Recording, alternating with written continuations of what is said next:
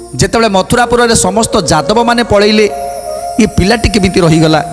जरासंध भावुंट कालदमन भावुंट एभली पिला जे कि बोध हुए तार बापा माँ कहीं नथिबे किंबा जेतेबेले समस्त अतर्कित भावे चली जाइछंती सेतेबेले पिलाटी के नबा पाई मध्य भूली जाइछंती।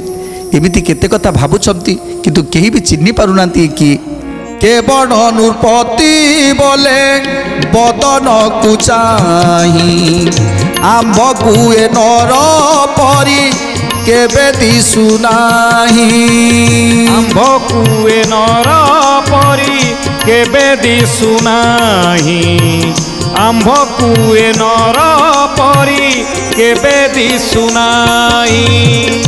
विपरीत कथा तो भल दिसुनाही नहिले तेल कत गले अबाकाई हेमंत विचार करी सर्वनरपति श्रीकृष्ण व्रतर रे मिलिले झटती।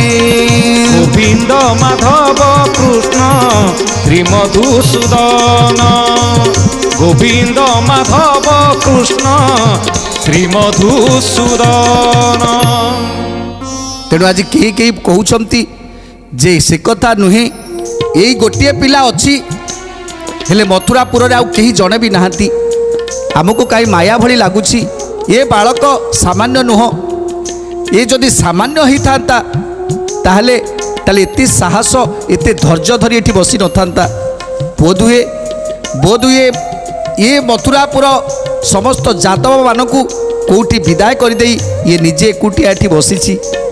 तेणु आउ कहीं कहीं केते कथा भावुंट हेमंत विचार करी सर्वनरपति श्रीकृष्ण ग्रतरे मिलिले झटती श्रीकृष्ण गतरे मिलिले झटती श्रीकृष्ण गतरे मिलिले झटती।